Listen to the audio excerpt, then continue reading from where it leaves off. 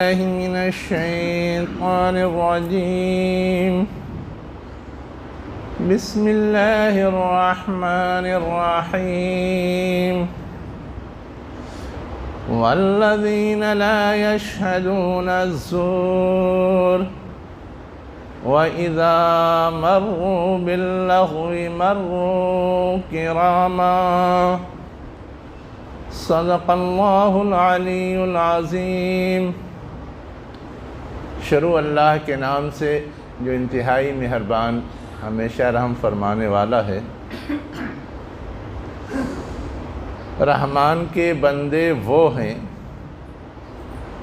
جو جھوٹی گواہی نہیں دیتے اور جب فضول کام یا بات کے پاس سے گزرتے ہیں تو شرافت کے ساتھ گزر جاتے ہیں. یہ سورہ فرقان کی 72ویں نمبر کی آیت ہے. اس سورہ کے آخری رکوع میں اللہ تعالیٰ نے جو اللہ کے نیک بندے ہیں ان کی 12 خصوصیات بیان کی ہیں اور مخاطب کو یہ سمجھانے کی کوشش کی گئی ہے کہ جو اللہ کے بندے ہوتے ہیں وہ کن خوبیوں کے مالک ہوتے ہیں، اس کے برخلاف جو شیطان کے پیروکار ہوتے ہیں ان کے اندر کیا کیا کمزوریاں اور خامیاں پائی جاتی ہیں. اسی بات کو سمجھاتے ہوئے ایک خوبی کے طور پہ یہ بات کہی گئی کہ جو اللہ کے نیک بندے ہوتے ہیں، عباد الرحمن ہوتے ہیں، وہ جھوٹی گواہی نہیں دیتے اور فضول بات کے پاس سے گزرتے ہیں تو شرافت کے ساتھ گزر جاتے ہیں. اس آیت میں کچھ چیزیں ایسی ہیں جو خاص طور سے آج کے ماحول میں سمجھنے کی ضرورت ہے. ہم اور آپ تو یہ جانتے ہیں کہ جھوٹ کے لیے عربی زبان میں لفظ کذب استعمال ہوتا ہے. کاذب جھوٹے کو کہا جاتا ہے، لیکن جھوٹی گواہی کے لیے یہاں پہ لفظ استعمال ہوا ہے زور. ترجمہ ہمارے مترجمین کرتے ہیں جھوٹی گواہی دیتے ہیں، لیکن ایک الگ لفظ استعمال ہوا. تو کیا اس لفظ میں اور کذب میں کوئی فرق ہے؟ اگر وہی معنی ہے تو وہ لفظ تو آسان تھا، زیادہ استعمال ہوا ہے، وہی استعمال ہوتا. لیکن ہمارے علماء یہ بتاتے ہیں کہ نہیں، فرق ہے.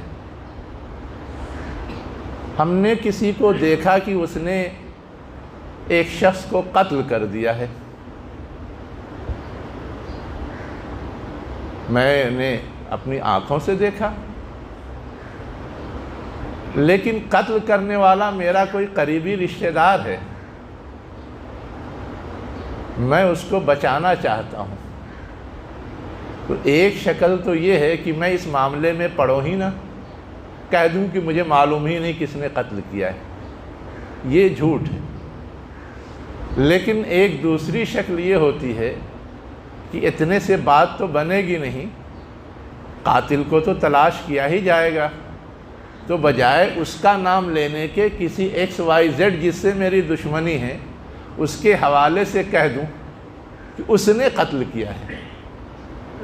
تو گویا حقیقت واقعہ جو کچھ تھا اس کو ہم نے چھپایا بھی، اور چھپانے کے ساتھ ساتھ اس عمل کو دوسری کی طرف منسوب بھی کر دیا.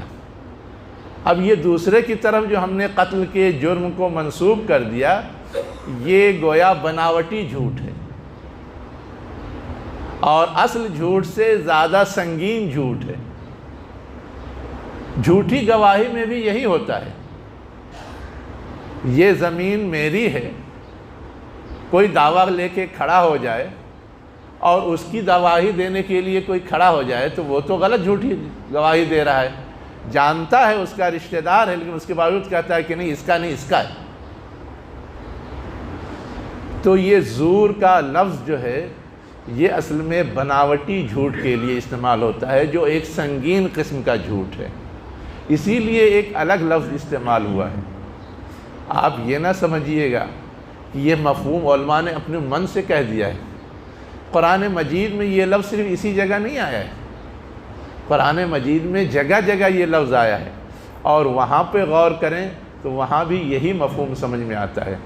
مثلا یہ سورہ فرقان کی 72ویں آیت ہے، یہ لفظ اسی سورہ کے 4تھی آیت میں بھی آیا ہے، جہاں پر یہ بات بتائی گئی کہ یہ کفار و مشرکین نبی کریم صلی اللہ علیہ وسلم پہ یہ الزام دھرتے ہیں کہ یہ قرآن مجید جو ہم کو پیش کر رہے ہیں، سنا رہے ہیں، یہ جھوٹ ہے جو گڑھا ہوا ہے، اور ساتھ ہی ساتھ یہ بھی کہتے ہیں کہ کچھ لوگوں نے ان کی مدد کی ہے، ان کی مدد سے انہوں نے اسے تیار کیا ہے، ان سے یہ لکھواتے ہیں، وہ املا کرواتے ہیں، اور پھر یہ آ کر کے لوگوں کے سامنے پیش کر دیتے ہیں۔ جہاں یہ الزام بیان کیا گیا ہے وہیں یہ کہا گیا ہے کہ یہ کافر جو یہ الزام دھرتے ہیں، وَقَالُوا ظُلْمًا وَزُورًا، یا وَجَاؤُوا ظُلْمًا وَزُورًا، یعنی ایسا الزام دھر کر کے انہوں نے گویا حضور پر ایک طرح سے زیادتی کی ہے، اور اس طرح کا الزام جو انہوں نے دھرا ہے یہ گویا ایک بناوٹی جھوٹ ہے۔ وہ جانتے ہیں کہ محمد پڑھے لکھے نہیں ہیں، وہ جانتے ہیں کہ محمد نے کسی سے تعلیم حاصل نہیں کی ہے، وہ جانتے ہیں کہ محمد کی کسی پڑھے لکھے آدمی سے بہت زیادہ تعلقات نہیں ہیں، لیکن اس کے باوجود الزام دیتے ہیں، تو یہ تو گڑھا ہوا جھوٹ ہے، بناوٹی جھوٹ ہے جو وہ حضور کے سر تھوپتے ہیں۔ اسی طرح سورہ مجادلہ کی آیت نمبر 2 میں عربوں کا ایک رواج تھا کہ وہ اپنی بیوی کو اگر ناپسند کرتے تھے تو اس کو علیحدہ کرنے کے لیے ایک تعبیر استعمال کرتے تھے، انت علیہ کا زہر امی، تو میرے لیے میرے ماں کے پیٹھ کی طرح ہے، یعنی جس طرح میری ماں میرے لیے حرام ویسے ہی تو حرام، اب میں تیرے ساتھ نہیں رہوں، گویا یہ طلاق کے مانند ہو جاتا تھا۔ حالانکہ صرف اتنا زبان سے کہہ دینے سے تو کوئی ماں بن نہیں جاتی، ماں جیسا حکم ہوگا نہیں۔ تو ایسے ہی ایک صحابی نے کہہ دیا تھا، تو صحابیہ نے حضور سے شکایت کی، اور اس کے جواب میں آیات نازل ہوئیں جس میں یہ کہا گیا کہ یہ بات جو کہتے ہیں لوگ اپنی بیویوں کو، منکرم من القول و زورا، ایک ناپسندیدہ بات ہے اور بناوٹی جھوٹ ہے، اس لیے کہ حقیقت پہ مبنی تو یہ ہے نہیں، حقیقی ماں اور کہی ہوئی یا فرضی ماں۔ تو قرآن نے خود اس لفظ کو اس طرح کے مفہوم میں استعمال کیا ہے، اور احادیث کے اندر بھی یہ بات آتی ہے۔ مثلا ایک حدیث ہے، اگر کسی عورت کا بال چھوٹا ہے اور وہ مصنوعی بال لگاتی ہے یہ دکھانے کے لیے کہ میرے بال بڑے بڑے ہیں، تو یہ زور ہے، یہ بخاری کی روایت ہے، اللہ کے رسول نے ایسا کرنے کو زور سے تعبیر کیا ہے۔ یہ بھی بناوٹی جھوٹ ہے، بناوٹی ہے۔ تو سمجھ میں جو بات آتی ہے کہ اس طرح سے جو بناوٹ کی جاتی ہے، مصنوعی باتیں ڈیولپ کی جاتی ہیں، وہ سب شہادت زور میں آتا ہے، جھوٹی گواہی میں آتا ہے۔ اب ہم یہ سمجھتے ہیں کہ صرف کسی کے حق میں سپورٹ میں کوئی بات کہہ دی جائے، صرف اتنا ہی نہیں ہے، بناوٹ کی جتنی شکلیں ہو سکتی ہیں سب شہادت زور میں آتا ہے۔ اب اگر ہم کسی کی بیجا تعریف کرتے ہیں وہ بھی تو بناوٹی بات ہے، وہ بھی شہادت زور میں آئے گا۔ ہم بچے کو بہلانے پھسلانے کے لیے جھوٹی بات کہتے ہیں، وہ بھی تو کیا کہتے ہیں، زور میں آئے گا۔ آج کل اشتہار بازی ہوتی ہے، اشتہار میں جتنی باتیں کہی جاتی ہیں حقیقت پہ مبنی نہیں ہوتی، اس میں مبالغہ ہوتا ہے، اس میں بڑھا چڑھا کر کے پیش کیا جاتا ہے، لیکن دنیا دھوکہ کھا جاتی ہے۔ یہ بھی زور ہے، یہ بھی بناوٹی بات ہے۔ اسی طرح احادیث میں تو یہاں تک آتا ہے کہ اگر آپ کو بھوک لگی ہے اور کسی نے دعوت دی لیکن آپ ہمارے تکلف کے کہہ رہے ہیں خواہش نہیں ہے، اس وقت آپ جو کچھ کہہ رہے ہیں وہ حقیقت کے مطابق نہیں ہے، وہ بھی جھوٹ ہے، آپ نے بات بنائی ہے۔ آج کل پروپیگنڈے کی دنیا ہے، پروپیگنڈے کی جتنی شکلیں ہیں، ویرائٹی شو، کلچرل شو، کاک ٹیل اور پتہ نہیں کتنی قسمیں پائی جاتی ہیں، یہ سب اسی شہادت زور کے ذیل میں آتی ہیں۔ یہ منافقت میں ہوتا کیا ہے؟ وہ بھی شہادت زور ہے، منہ سے تو کہہ رہے ہیں میں مومن ہو گیا ہوں اور اندر اندر مسلمانوں کی دشمنی کرتے ہیں۔ قرآن مجید کے اندر سورہ نساء میں ایک واقعہ بیان ہوا ہے۔ واقعہ کیا بیان ہوا؟ ایک منافق صفت آدمی نے چوری کی، چوری کا سامان لے گیا، اسے یہ اندازہ ہوا کہ میں پکڑا جاؤں گا، تو اس نے وہ سامان ایک یہودی کے ہاں رکھ دیا، اور جب تفتیش ہوئی تو کہا کہ میں نے چوری نہیں کی، اس نے چوری کی۔ اس منافق صفت آدمی کا نام روایات میں جو آتا ہے عبیرق یا توما۔ اب اس کے گھر اور خاندان کے لوگ اس کے سپورٹ میں کھڑے ہو گئے کہ یہ ایمان والا، اس پہ لوگ الزام دھر رہے ہیں اور سامان تو برآمد ہوا ہے یہودی کے گھر سے، تو یہ تو چور نہیں ہے، لیکن زبردستی اس کو چور کہا جا رہا ہے۔ حضور کی خدمت میں پہنچ گئے سپورٹ میں، اور مل کر کے باضابطہ کہا کہ اس نے چوری نہیں کی ہے، حالانکہ سب جانتے تھے کہ چوری اسی نے کی، گھر خاندان کے لوگ۔ اللہ کے رسول کو باضابطہ منع کیا گیا وَلَا تَكُنْ لِلْخَائِنِينَ خَصِيمًا، کہ اس طرح سپورٹ کرنے والے امانت میں خیانت کرنے والے ہیں، دھوکہ دینے والے ہیں، آپ ان کے طرفدار نہ بنیے۔ اللہ نے وحی کے ذریعے آپ کو باخبر کیا۔ اللہ کے رسول کا ذہن بھی اس لیے جا رہا تھا کہ صاحب ایمان ہے، اور اس لیے جا رہا تھا کہ سامان یہودی کے گھر سے برآمد ہوا تھا، لیکن حقیقت یہ نہیں تھی، لیکن تھوپا جا رہا تھا اس کے سر۔ تو یہ بھی شہادت زور کے قبیل میں مل جل کر کے کوئی اجتماعی انداز کی سپورٹنگ اور تائید عصبیت میں جو کی جاتی ہے، یہ ساری چیزیں اس ذیل میں آتی ہیں۔ اب ہم اور آپ غور کریں کہ یہ کتنی گھناؤنی چیز ہے۔ صرف یہی نہیں کہ ایسا کرنے والے کا وقار مجروح ہوتا ہے، بلکہ عموماً جھوٹی گواہیوں سے لوگوں کا حق بھی مارا جاتا ہے۔ اللہ تعالیٰ کو یہ چیز پسند نہیں ہے، اللہ تعالیٰ اس پہ گرفت کرتا ہے، اور بعض احادیث سے تو یہ معلوم ہوتا ہے کہ یہ کبیرہ گناہوں میں ہے۔ اللہ کے رسول صلی اللہ علیہ وسلم نے ایک موقع سے کہا کیا میں تم کو نہ بتاؤں بڑے بڑے گناہ کیا ہیں؟ صحابہ نے کہا یقیناً بتائیے۔ اللہ کے رسول نے کہا اللہ کے ساتھ شرک کرنا سب سے بڑا گناہ ہے، والدین کی نافرمانی کرنا اس کے بعد گناہ ہے، اور تیسرے نمبر پہ یہی چیز گنائی، جھوٹی گواہی دینا۔ قرآن مجید سے بھی اس کا اشارہ ملتا ہے، باضابطہ مخاطب کر کے کہا گیا وَاجْتَنِبُوا الرِّجْسَ مِنَ الْأَوْثَانِ وَاجْتَنِبُوا قَوْلَ الزُّورِ، بچو بتوں کی گندگی سے، شرک سے، اور جھوٹی بات سے یا جھوٹی گواہی سے۔ یعنی شرک کے بعد دوسرے نمبر پہ یہ برائی گنائی گئی ہے۔ ہمیں اور آپ کو اس کے گھناؤنے پن کا احساس نہیں ہوتا، حالانکہ یہ اپنی جگہ انتہائی گھناؤنی چیز ہے، اسی لیے اللہ تعالیٰ نے اس کو دوسرے نمبر پہ گنایا ہے کہ اس سے بچا جائے۔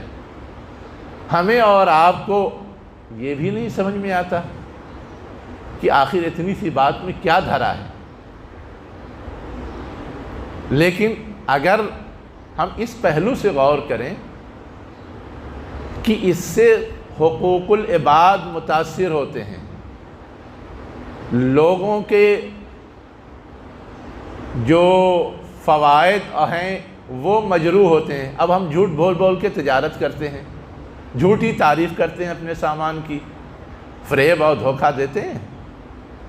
اب یہ فریب اور دھوکے سے ہم کوئی چیز لے لیتے ہیں، بظاہر تو بیچنے والے کو فائدہ ہو جاتا ہے، لیکن خریدنے والے کو تو نقصان ہوتا ہے۔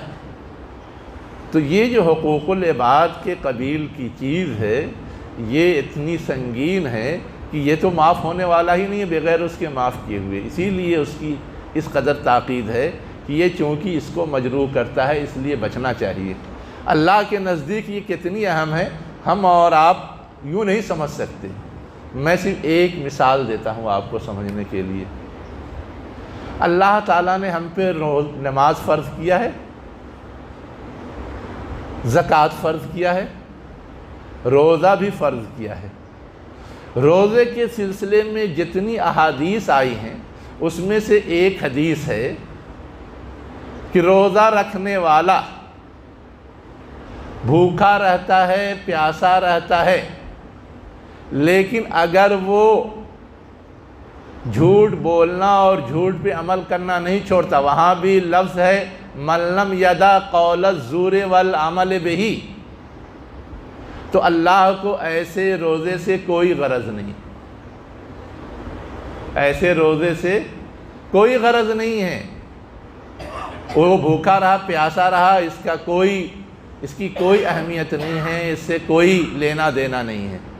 اس لیے کہ روزہ رکھوانے کا مقصد ہی یہ ہے کہ ہمارے اندر کنٹرول پیدا ہو، ہمارے اندر حقیقت پسندی پیدا ہو، ہمارے اندر اس طرح کی غلط باتوں سے بچنے کا ملکہ پیدا ہو۔ روزے کا مقصود کیا کہا جاتا ہے؟ ضبط نفس، تقوی، جو غلط چیز ہے اس سے ہم بچیں، دور رہیں۔ تو روزہ جو فرض کیا گیا اس کے مقاصد میں سے ایک مقصد یہ ہے کہ ہم اس طرح کی جھوٹی گواہیوں سے اور غلط باتوں پہ عمل درآمد کرنے سے رکیں۔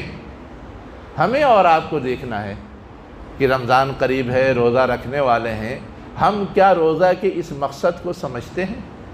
روزے کی یہ اسپرٹ ہمارے اور آپ کے اندر پائی جاتی ہے؟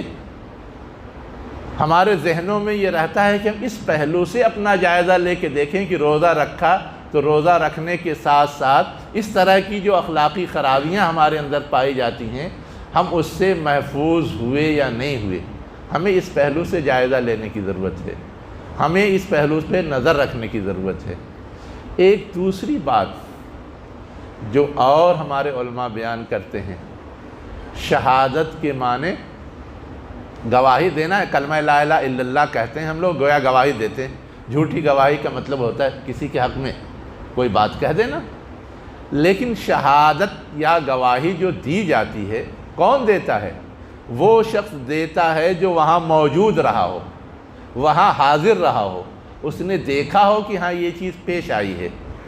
تو شہادت کا معنی جو ہے وہ حاضر رہنا، موجود رہنا بھی ہے۔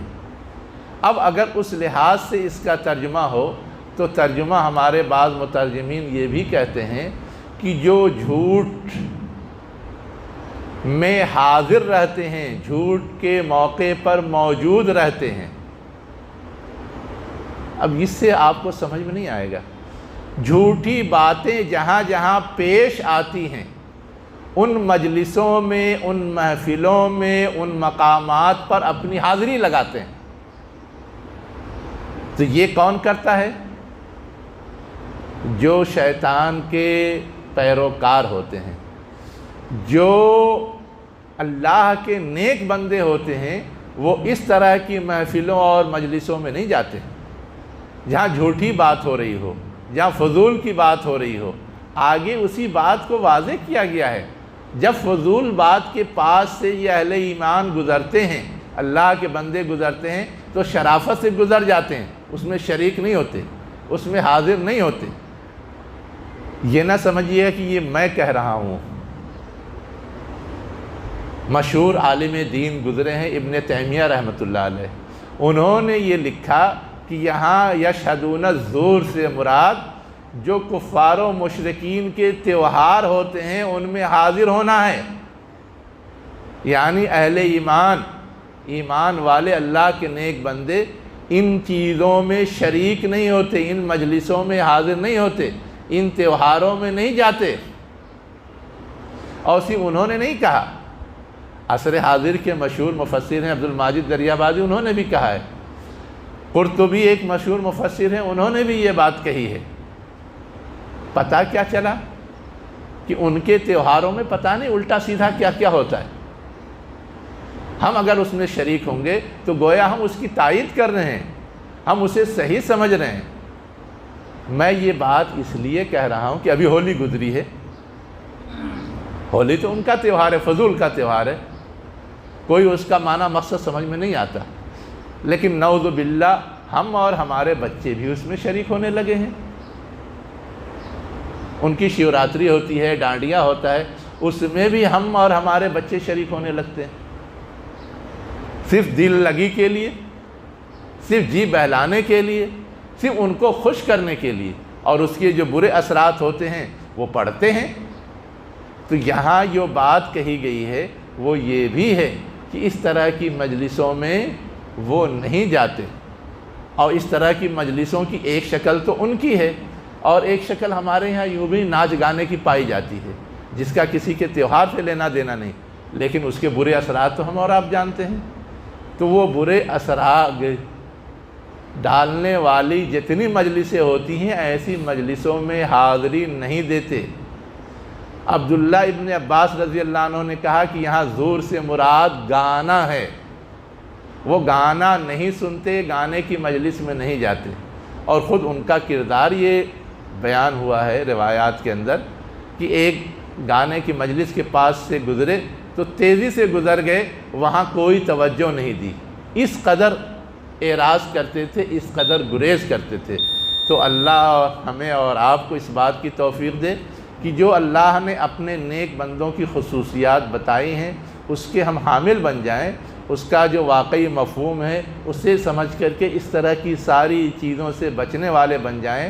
اقول قولی ھذا واستغفر اللہ لی ولکم اجمعین برحمتک یا ارحم الراحمین۔